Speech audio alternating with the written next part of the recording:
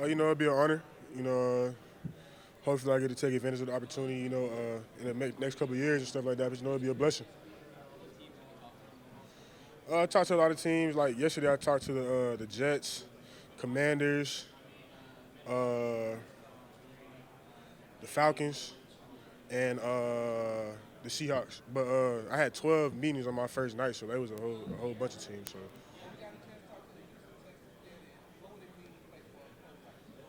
I talked to the Houston Texans my first night. But it was a good experience, talking to them and stuff like that. I have a lot of guys on that team that I know, so like it'll be really cool. The meeting with the Falcons was great, but I got a good conversation with the coaches and stuff like that. We got to know each other more personally and stuff like that. So it was a good experience overall.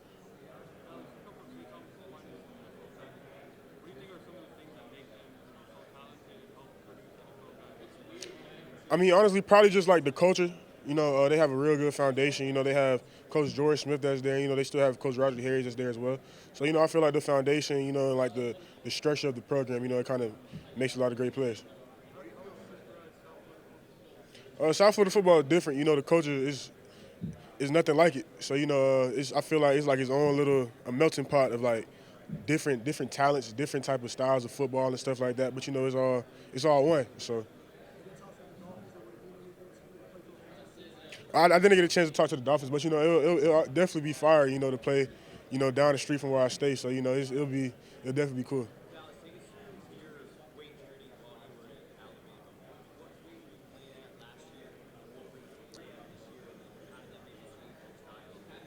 So like the weight journey at Alabama was crazy. Coming in, I was 260 pounds, but that was a COVID-19 260 pounds. So but I fluctuated. Played at my freshman year at 240, my sophomore year at 245, and my junior year at 255. But probably the best weight I had was probably my junior year. Probably my athletic ability, my explosiveness, and like just my versatility of just being able to play off the ball, being able to play on the ball as well. So it's just many things that make me into the player that I am today. Yeah. I played on the URBO circuit, so starting off. I played for Nike Team Florida, and then later on I transitioned to play for Night Riders. I played with Scotty Barnes, so that's a very big name, to play with. He's huh? Probably just being on like a very high talented basketball team, and I got an opportunity to go to Colorado Springs for the USA mini camp. So just being around a lot of talented guys and stuff like that, it kind of like set my head on like what I wanted to be and like how talented you have to be to get where you want to be in life. So no, I didn't get a chance to meet with the Raiders yet. No, I don't think so.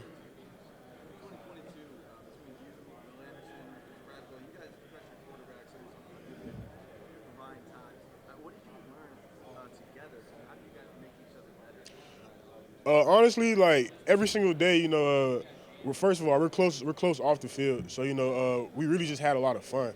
Like, but we learned off each other and stuff like that. Everybody, all three of us are different in our own type of way. So we kind of just took bits and pieces from each other and just kind of molded into the game that we have now and stuff like that. But overall, we just had fun. Like, so yeah.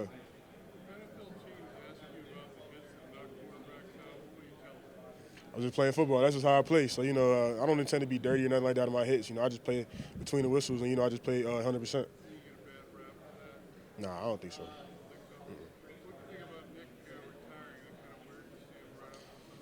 It kind of hurt a lot of people's heart, because a lot of people think that you could coach college football forever. So, but you really can't. But I feel like he opened up a lot of opportunities. Touched a lot of hearts, and touched a lot of minds as well. Of the players that he's coached. So, you said what? Probably having the self discipline that I have now, and I feel like self discipline builds a lot of character, and with self discipline, you can go a long way in life.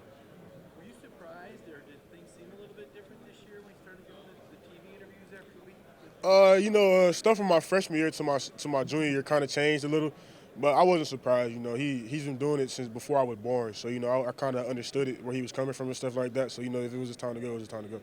T-Rob got involved in the defense this year. What did T-Rob bring? I know he's been there a couple years, but I know he got a little bit more involved. What did he bring to the team? He brought a lot of juice and swagger, I'll say that. So, T-Rob, he is actually like my uncle. So, like, yeah, like through marriage. But we from the same place and stuff like that. So, just being around him, he held everybody accountable, make sure everybody was playing to their highest standard every single day in practice, and that transitions to the games. Will he impact Georgia? Do you think? I know he changed schools. Is that going to be something you think we'll see an impact? Yeah, I feel like every school that T-Rob been at, he's impacted in a very good way. First you build routines, and then once you build a routine and a schedule, that carries on to like how you go about life and stuff like that. So, I took a lot of things from college, self-discipline wise. It kind of just makes you a man off the field as well. So.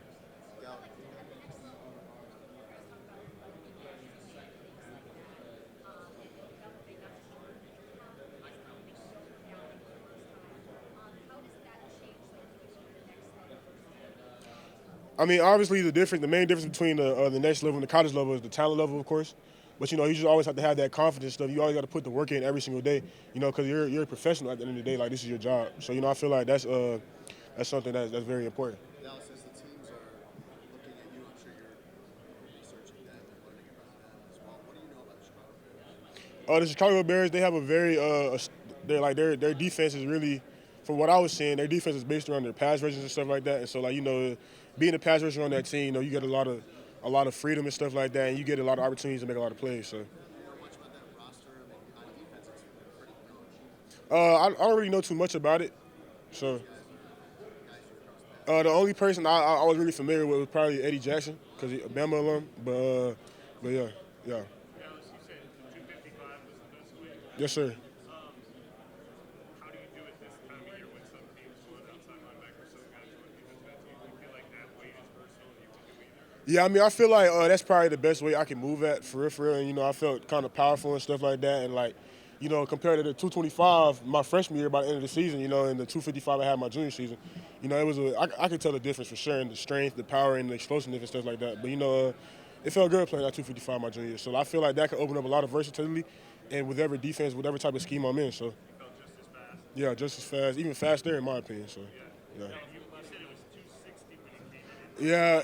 So I came in at I was a mid enrollee, so I came in May, but I was post-pandemic though. So I had the little gut, little chubby face and stuff like that. So I was 260 coming in, and then I lost all that. They call it baby fat at Alabama. So I was 240 by the season, and then I finished by the national championship. I was 225. So.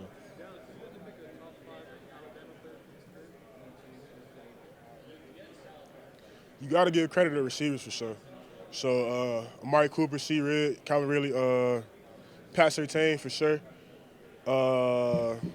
Eddie Jackson, and who was that? And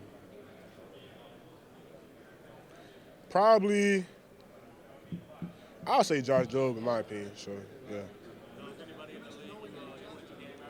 Oh, it's a. I don't like to say it's one specific person, but I watch a lot of people and just takes a lot of bits and pieces of how they play and kind of mold it into my own way. So guys like Daniel Hunter, Khalil Mack, Nick Bosa, Trey Hendrickson, and a lot of the dudes from the Dolphins too, like Bradley Chubb, Jalen Phillips, and Van Ginkel. So it's a bunch of guys that I watch and try to model my game after. Repeat that. No, I didn't know him, but I was definitely paying attention to all the pipeline there was from Tuscaloosa to Broward and Dade County. So it was I paid attention to a lot of those guys, but a lot of those guys were skill guys for real. So I really feel like I kind of paved the way in a way for linebacker, D lineman, coming from South Florida, to be at Alabama and do what I did. It's just the culture. So I feel like going into this professional level, it probably won't be nothing new for me, in my opinion, because at Alabama, we trained as professionals.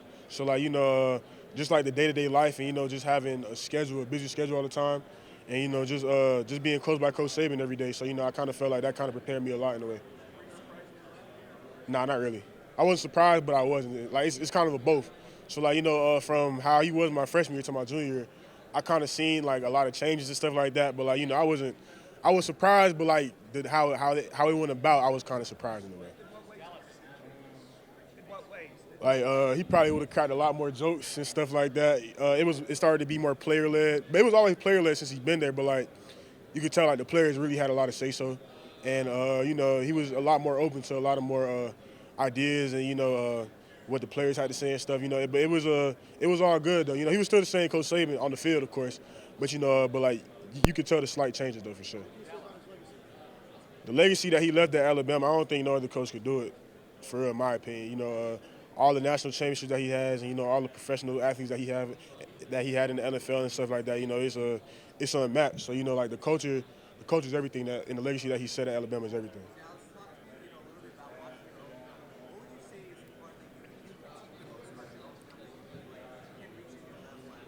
Honestly, I feel like I'm the type of person I can never get complacent. So like even if I have a good game, I'ma still always find something that I need to work on and stuff like that. So you know, just really everything. You know, like I try and get better every day. Try and get better than I was yesterday for sure. But you know, it's a whole lot of things I critique on.